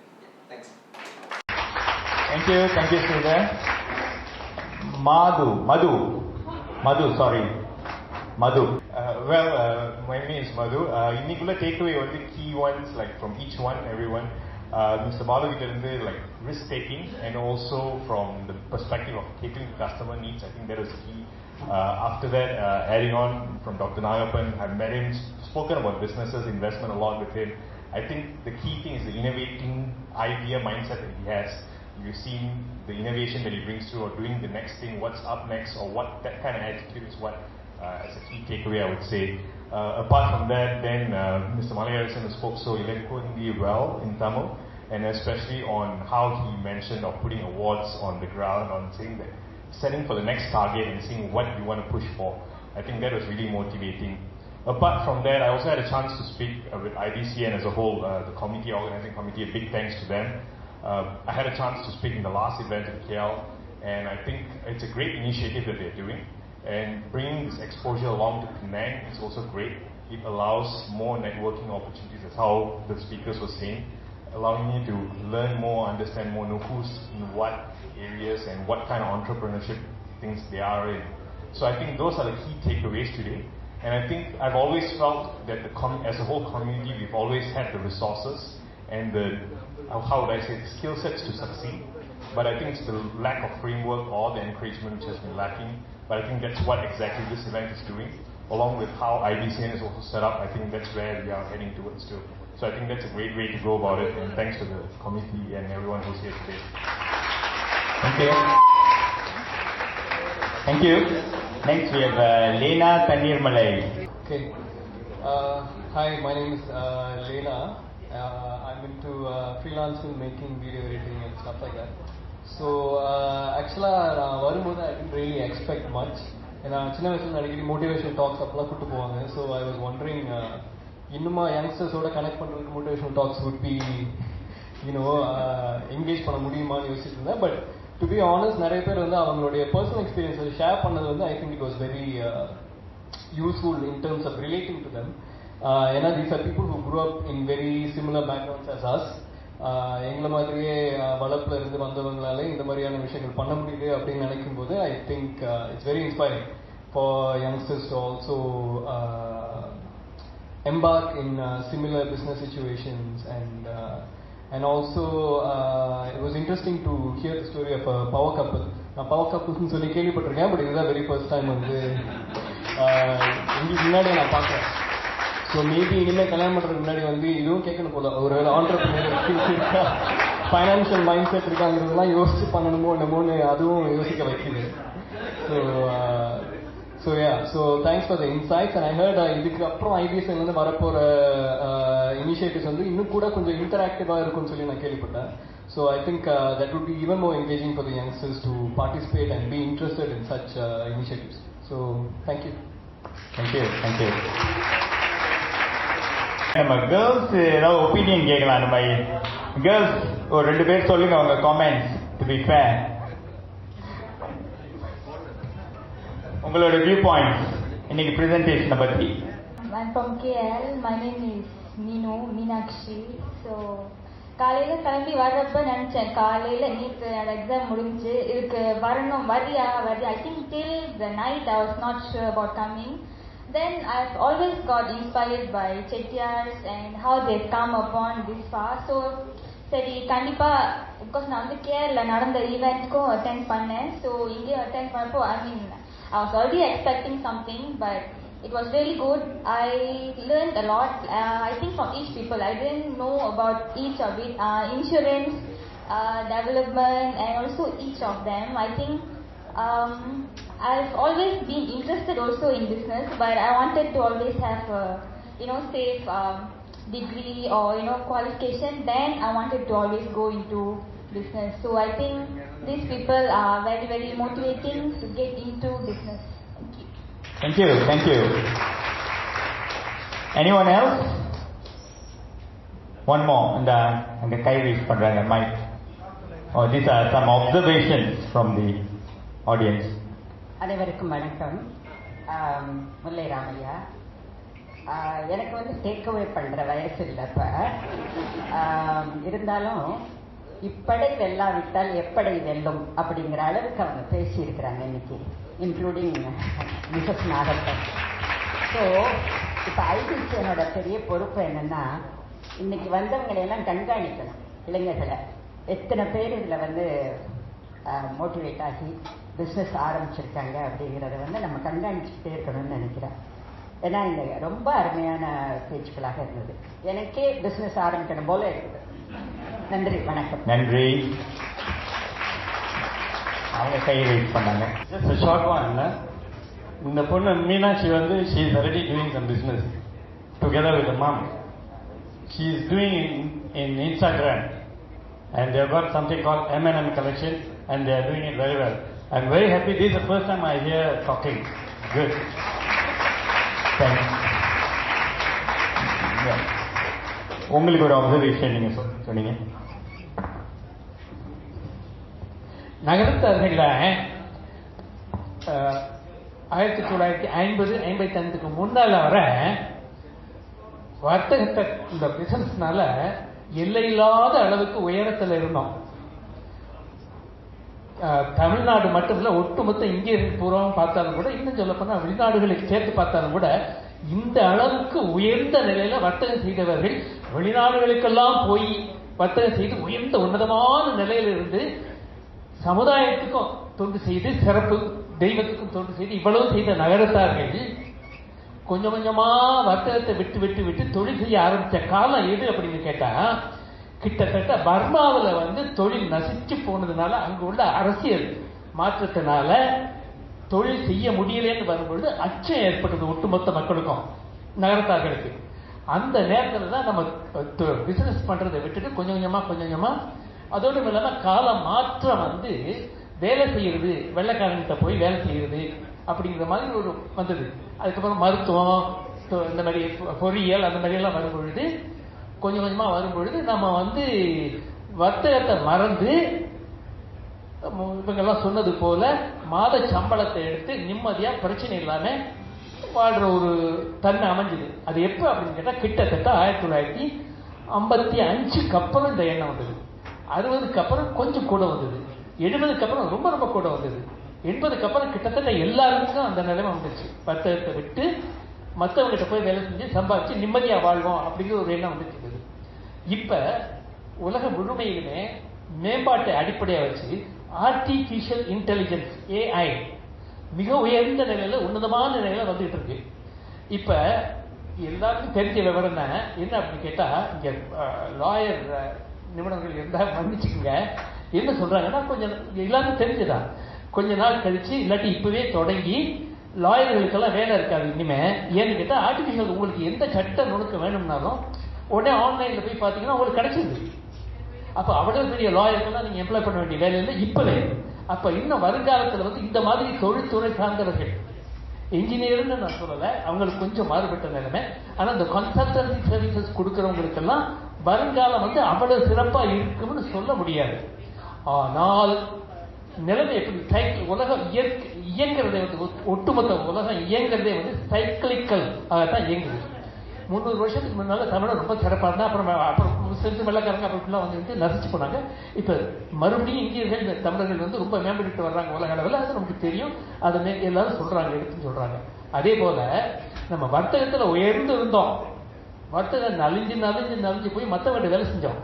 இப்ப இந்த cyclical பேட்டர்ன்ல அடுத்து என்ன வருது அப்படின்னு கேட்டா, வர்த்தகம் வருது. இப்ப அவங்களுக்கெல்லாம் யாரு இப்படி வரணும் அப்படின்னு சொல்லிக் கொடுக்கல, ஒரு மோட்டிவேஷன் மாதிரி தானே சிந்தனை வருது. இயற்கையில் அப்படிதான் அமையும் இனிமே.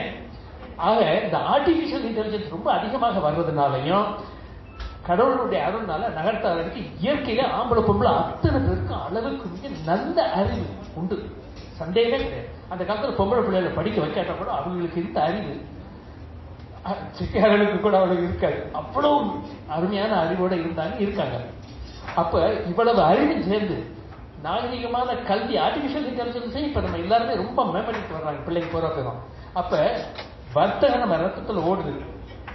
வர்த்தகம், ஆர்டிபிஷியல் இன்டெலிஜென்ஸ், கல்வி அறிவு, இந்த மாதிரி IBCN மாதிரி உள்ள மோட்டிவேஷன், போக்குவரத்து, இதுகளையும் சேர்த்து வருங்காலம் இனி வர்த்தகம் தான். படிச்சாலும் வர்த்தகம் தான், படிக்காம இருக்கவங்களுக்கு வர்த்தகம் தான். ஆகையினால என்னுடைய நினைவு என்ன அப்படின்னு கேட்டா, படிக்கணும், அதுல விட்டுறக்கூடாது. ஏன்னா படிச்சா தான் உயர்ந்த நிலையில வர்த்தகம் பண்ண முடியும். ஒரு பக்கம் பிள்ளைகளை படிக்க வைக்கணும், பிள்ளைகளும் நல்லா படிக்கணும். ஆனால் இவங்க சொன்னது மாதிரி டாக்டர் நாகப்பன் சொன்னது போல முதல்ல நம்ம வேலை செய்யலாம்.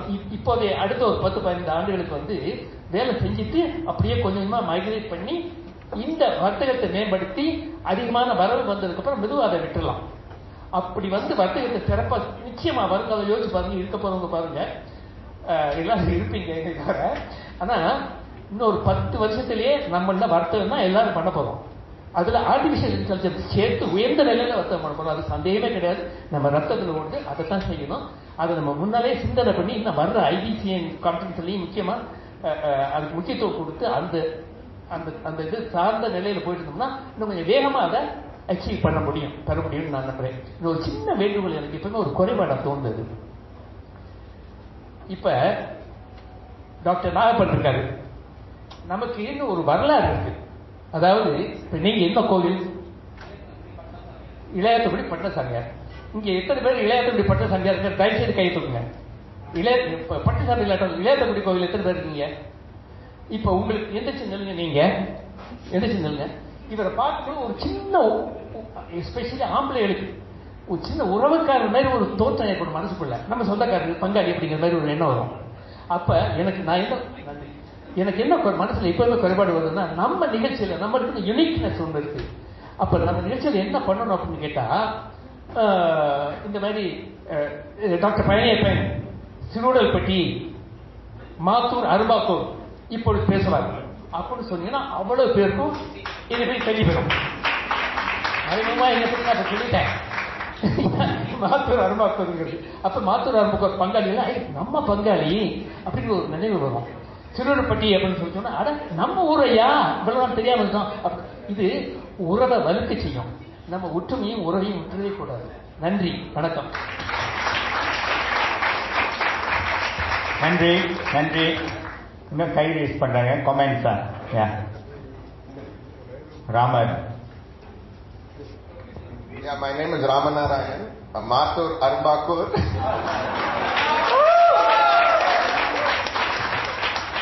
So first I congratulate the panel of speakers for the wonderful speech. I just thought I'll touch upon the topic of online. With the current scenario, online you can actually start your business without much initial investments. So that can be done when you are actually in your college years or whatever. So I think that's a topic which we can ponder on in our future sessions. So just a suggestion from my side. Thank you. Thank you, Rama. E-commerce, electronic sales. Yeah. Thank you. Any final comments? Yado?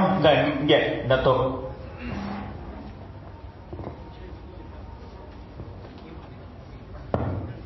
வணக்கம். பேர் அளவுசுந்தரம். Okay, நீங்கள் ரொம்ப எல்லாரும் சிறப்பாக பேசுனாங்க. நான் என்னுடைய ஒரு அனுபவத்தை சொல்ல விரும்புகிறேன். அந்த காலத்தில் இந்த மாதிரி நான் ஸ்கூலில் படிக்கும்போது இந்த மாதிரி மோட்டிவேஷன் டாக்ஸ் தான் எங்களுக்கு கிடையாது. இன்னும் யார் மோட்டிவேட் பண்ணாருன்னா சீனியர் சமுதாயம். ஏன்னா அங்கே உங்களுக்கு தெரியும், இங்கே மாதிரி இல்லை. அலோஸ்தாரில் பொதுவாகவே இந்தியர்கள் எண்ணிக்கை ரொம்ப குறைவு. நீங்கள் பாரதிய தமிழ் ஸ்கூலில் படிச்சீங்க. அங்கேயும் மற்ற ஊரில் மாதிரி இந்தியர்கள் எண்ணிக்கை அதிகம் கிடையாது. நான் படித்த சுல்தான் கவர்மெண்ட் காலேஜ், அங்கே தான் டாக்டர் மாதேர் படித்தார், இதெல்லாம் படிச்சிருக்காங்க. நான் படித்த கிளாஸில் ஒரே இந்தியன் வந்தான். மற்றவங்க பூரா பெரும்பாலும் கிளாஸ் ஆஃப் 35 பேரில் ஒரே இந்தியன் தான். ஒரு 17-18 சீனியர்கள் நாய்க்காரங்க.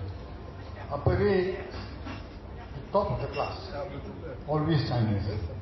அப்போ நமக்கு ஒரு வெறி என்ன, நம்மளும் அவங்களோட போட்டி போட்டு காமிக்கணும். அந்த ஒரு மோட்டிவேஷன் படிக்கும்போது, பின்பு நான் தொழில் பண்ணும்போது என் தேவையான ஒரு தெரிஞ்சு கிட்ட ஆரம்பிச்சிட்டோன்னு சொல்லுவாங்க. அவங்க எனக்கு அடிக்கடி சொல்லுவாங்க, பாரு நம்ம பர்மாவில் அடிபட்டுருக்கோம், அந்த பயம் எல்லாருக்கிட்டையும் இருக்கு. இங்கே ஒரு அவசியம் இல்லாமல் தேவையில்லாமல் நம்மவர்கள் நிறைய எஸ்டேட்டு வெள்ளாமலை வச்சவங்க பூரா அது அவசியம் தான் விற்கிறாங்க. விற்று பிள்ளைய கல்யாணம் இந்த மாதிரி செலவு பண்ணுறாங்க. நம்ம கிட்ட வாங்கின சீனியர்கள் அந்த இடத்த அபிவிருத்தி பண்ணி நமக்கு 10 லட்சம் ரெண்டு கொடுத்து வாங்கினாங்கன்னா அந்த இடத்த அபிவிருத்தி பண்ணுறதுனால அவங்க 2-3 மடங்கு சம்பாதிச்சிடுறாங்க. நம்ம நினைக்கிறோம் நம்ம 2 லட்சத்துக்கு நான் வாங்கினோம் 8 லட்சம் மிச்சம், அவங்க அது 30 லட்சம் ஆக்கிடுறாங்க. ஆக நம்ம அதை ஏன் பின்பற்றக்கூடாது? That is how I went into property development. ஆக நம்மளோட மட்டும் இல்லை, நீங்கள் மற்ற இனத்தாட்டையும் நீங்கள் மோட்டிவேஷன் தரலாம். என்ன ஆரம்பத்துலேருந்து மோட்டிவேட் பண்ணது சீன சமுதாயம் தான். நான் தொழில் பண்ணும்போது கூட அவங்க நிறைய கற்றுக்கணும். பால சொன்ன மாதிரி கான்ட்ராக்டர்ஸ், கன்சல்டன்ஸ் எல்லாம் பிற இனத்தார் அவங்ககிட்ட நிறைய கற்றுக்கணும். ஆக மோட்டிவேஷன்ங்கிறது ஒரு குறிப்பிட்ட சமுதாயத்துக்கு மட்டும் கட்டுப்பட்டது அல்ல.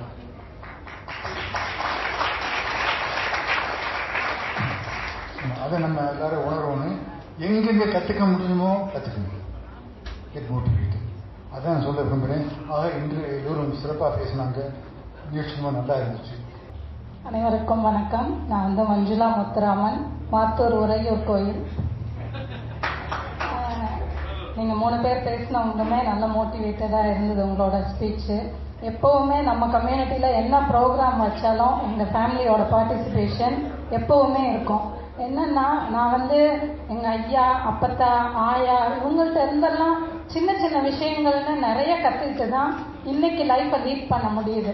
அவங்க வந்து அந்த காலத்தில் இவ்வளோ ஒரு டெக்னாலஜி இம்ப்ரூவ்மெண்ட் அதெல்லாம் இல்லாமலே அவ்வளோ அழகாக குடும்பங்களை லீட் பண்ண விதங்கள் அதெல்லாம் பார்த்து எங்கள் அப்பத்தா வந்து until she died அவங்க கணக்கு வழக்கெல்லாம் எழுதி வைப்பாங்க. ஒரு பால் வாங்கினதுலேருந்து அத்தனையும் எழுதி வைக்க வேண்டிய அவசியமே இல்லை. இருந்தாலும் அது கணக்கு பண்ணி தான் ஒவ்வொரு காசையும் செலவு பண்ணணும் அப்படிங்கிறது. அப்படி ஒவ்வொருத்தையும் இங்கே இருக்க பெரியவங்கள்ட்ட தான் நிறைய பார்த்து அதுலேருந்து என்னென்னா நம்ம பிள்ளைங்கள இந்த மாதிரி என்ன ப்ரோக்ராம் நடந்தாலும் கூட்டிகிட்டு போகணும், நம்மளோட அந்த அருமை வந்து அதுங்களுக்கு தெரியணும் அப்படிங்கிறதுல ரொம்பவே நாங்கள் இதுவாக இருந்தோம்.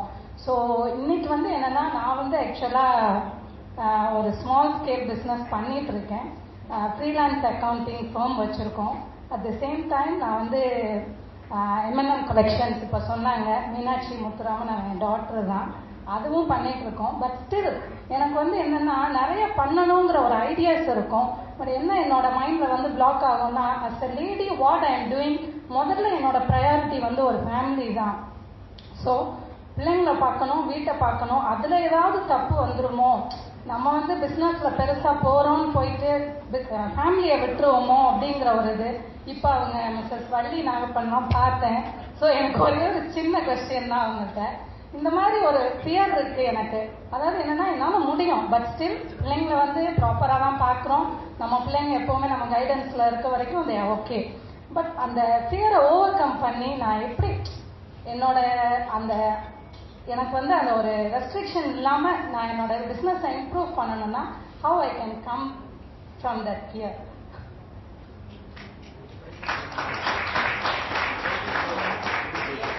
எங்களுக்கும் இதே ஃபியர் வந்துச்சு ஸ்டார்ட் பண்ணும்போது. எப்படி பார்க்க போகிறோம், பிள்ளைங்களை வச்சுக்கிட்டு எப்படி செய்ய போகிறோம் அப்படின்ட்டு. அப்போ தான் இந்த நேமே உருவாக்கணும். பிள்ளைங்க அப்போ வந்து என்னோட டாக்டர் ஃபஸ்ட்டு நாங்கள் ஆரம்பிக்கும் போது 5 வயசு அவளுக்கு, பெரியவளுக்கு, சின்னது ரொம்ப சின்ன கைப்பொண்ணு. அப்போ அதுங்களையும் இன்வால்வ் பண்ணணும். அந்த பேர் வைக்கிறதுல கூட ஹவானா, ஹரிணி, ஹர்ஷா, என் 2 டாட்டர்ஸோட நேமு என்னோடது. அப்புறம் அப்போ அந்த ஒரு ஃபேமிலி பாண்டடாக கொண்டு வரணும், எல்லாரோட இன்வால்மெண்ட் இருக்கணும். See, when you don't cooperate, அப்பத்தாவோட கொஞ்சம் நேரம் இல்லைன்னா இதை செய்ய முடியாது அப்படின்னு சின்னதுலேருந்தே சொல்லி அந்த மாதிரி தான் ஸ்டார்ட் பண்ணோம். I think we should bring along with us. நீங்கள் எப்படி உங்கள் டாக்டரை இப்போ கூட்டிகிட்டு வந்து எல்லாத்தையும் காமிக்கணும்னு நினைக்கிறீங்களோ அதே மாதிரி every single participation we will bring along with us. either it's a good or bad, we will take them with us. So எந்த காம்ப்ரமைஸும் இல்லாமல் we are going ahead. நன்றி. ஓகே, சின்ன வள்ளியப்பன், ஆவடிப்பட்டி, இளையதாக்குடி, பட்னசாமி போதும்னு நினைக்கிறேன். ஓகே, வேற ஒன்றும் இல்லை. அவங்க 3 பேருமே ரொம்ப நல்லா பேசினாங்க. அதில் ஃபர்ஸ்ட் வந்து நம்ம டாக்டர் அலவசுந்தரம் சன் பேசுகிற போது எனக்கு ஒரு பொசிஷன் ரொம்ப பிடிச்சிருந்துச்சு. நான் எப்போவுமே நினைப்பேன் ஹவுசிங் டெவலப்மெண்ட் அப்படின்னாக்க பணங்காசு சிறப்பாக வேணும், அப்போ தான் நம்மளாம் ஸ்டார்ட் பண்ணலாம் அப்படின்ட்டு. அவங்க ஒன்று சொன்னாங்க, நம்ம வந்து ஹவுசிங் டெவலப்மெண்ட்லேயே நிறைய இருக்குது. ஃபர்ஸ்ட் என்ன பண்ணலாம்னு கேட்டிங்கன்னா, ஒரு கன்ஸ்ட்ரக்ஷன், ஒரு ரெனோவேஷன். அதுக்கு வந்து நிறைய பேர் வேணுங்கிறது இல்லை, ஒரு 2-3 பேர் இருந்தால் கூட நீங்கள் வந்து ஸ்டார்ட் பண்ணலாம் அப்படின்ட்டு. ஆக்சுவலாக அதான் இப்போ கேயில் நிறைய ஓடிட்டு இருக்கேன். என்னுடைய வீட்டில் நிறைய வேலையெல்லாம் பார்க்குற போது தெரியுது. இப்போ என்னன்னா, ஃபாரினர்ஸ் வந்து நிறைய பேரை கொண்டுட்டு வர முடியாதுட்டு கூட 2-3 பேர் கிடைச்சா கூட அதை வச்சு அவங்க சொன்ன மாதிரி இந்த ரெனோவேஷன்லேயே காசு நிறைய சம்பாதிக்கலாம். அது மாதிரி இந்த ஸ்பீச்சுக்கு வர்ற போது நல்லா பேசுனாங்க. So it's very good to the speech. அது மலையாசன்னே சொல்லவே வேண்டாம். ஆர்ஜி ராஜு குரூப்லேருந்து நான் பார்த்துக்கிட்டு இருக்கேன். பிரமாதமான ஸ்பீக்கர், ரேடியோவில் கேட்க நல்லா பேசுகிறாங்க. அடுத்தது வந்து அவங்கள சொல்கிறத விட அவங்க மிஸ்ஸஸை சொல்லலாமான்னு நினைக்கிறேன். வெளுத்து கட்டுறாங்கய்யா. அதாவது வந்து அவங்க 3 பேரும் கூட்டி வச்சு கேள்வி கேளுங்கன்னா அவங்க கேள்விக்கு அவங்க பதில் சொல்கிற அளவுக்கு வந்திருக்காங்க. எல்லாரும் ஒரு பழத்தை கைவிட்டு கூட்டுங்க. இது எப்படி என்ன கேட்டீங்கன்னா, நம்ம இப்போ யாரோ சொன்ன பிஎம்பிஎல் சொன்னாங்க, நம்ம செட்டியார்களை விட அந்த லேடிஸுக்கு வந்து புத்தி கூர்மை ஜாஸ்தின்னு. 100% அக்ரி. நிச்சயமா அதனாலதான் பாருங்க அவங்களுடைய இதுல தான் அவங்க நல்லா மேல வந்திருக்காங்கன்னு நினைக்கிறேன். Am I right? Right. அதனால வந்து என்ன பண்ணுவோம், இன்னையில இருந்து நம்ம எல்லாருமே நம்மள கொஞ்சம் தனிச்சுக்குவோம், நம்மளுடைய மனைவிமார்களை மேல வசத்துவோம். அதனால நம்ம ஒன்றும் கெட்டு போறது இல்லை, நம்ம நிச்சயம் மேல வருவோம். வெற்றி. தேங்க்யூ.